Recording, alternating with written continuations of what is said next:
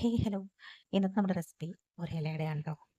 സ്കൂളിലൊക്കെ പഠിക്കുന്ന ടൈമിൽ സ്കൂൾ വിട്ട് ഈവനിങ് വരുമ്പോൾ മമ്മി സ്പെഷ്യലായി നമുക്ക് ഉണ്ടാക്കി തരുന്ന റെസിപ്പികളൊന്നാണ് കേട്ടോ ഈ ഇലയുടെ. അതുകൊണ്ട് തന്നെ ഇലയുടെയും കൊഴുക്കട്ടയൊക്കെ എൻ്റെ കുട്ടിക്കാലത്തെ സ്വീറ്റ് മെമ്മറീസ് ആണ് കേട്ടോ. നിങ്ങൾക്ക് ഇഷ്ടമാണോ ഇലയുടെ?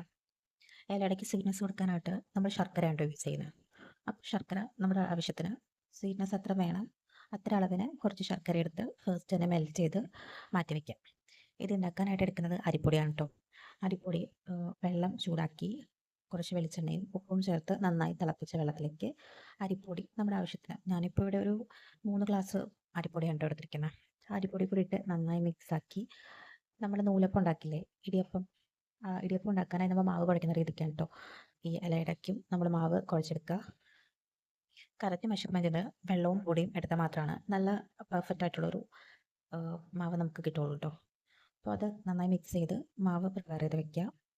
മെൽറ്റ് ചെയ്ത ശർക്കരയിലേക്ക് നമ്മുടെ തേങ്ങ ആഡ് ചെയ്ത് നന്നായിട്ട് ആ ശർക്കരയും തേങ്ങയും ആയിട്ട് നല്ലൊരു വെള്ളമൊക്കെ അലിഞ്ഞുള്ളൊരു സ്ട്രെച്ച് ആവുന്നത് വരെ നന്നായിട്ടൊന്ന് മിക്സ് ചെയ്തെടുക്കുക.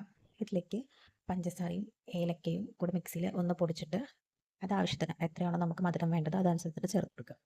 വാഴയിലാണ് കേട്ടോ നമ്മൾ ഇല അട ആയിട്ട് പരത്തുന്നത്. അപ്പോൾ വാഴയില ചെറിയ ചെറിയ പീസായിട്ട് ആവശ്യത്തിന് കട്ട് ചെയ്തെടുത്ത് അതിൽ കൈ ഒന്ന് വെള്ളത്തിൽ നനച്ചിട്ട് മാവൊന്ന് ഇതുപോലെ പരത്തി എടുക്കുക. ഇതിലേക്ക് നമ്മുടെ ഈ തേങ്ങയുടെ ഫില്ലിങ് അത്യാവശ്യം വെച്ച് ഒരു തിന്നായിട്ടുള്ളൊരു, തിക്കായി പോകരുത്, തിന്നായിട്ട് നന്നായി പരത്തിയെടുക്കുക കേട്ടോ. ഇതെന്നിട്ട് നന്നായിട്ട് സ്റ്റീം ചെയ്തെടുക്കുക. ഇതിനെ വേവ് നോക്കി നന്നായി സ്റ്റീം ചെയ്തെടുത്താൽ നമ്മുടെ ഇലയുടെ റെഡിയാണ് കേട്ടോ. അപ്പോൾ നമ്മുടെ റെസിപ്പി ഇഷ്ടമായ എന്തായാലും ട്രൈ ചെയ്ത് നോക്കുക. വീഡിയോ ഇഷ്ടമായ ഫോളോ ചെയ്യുക, ലൈക്ക് ചെയ്യുക.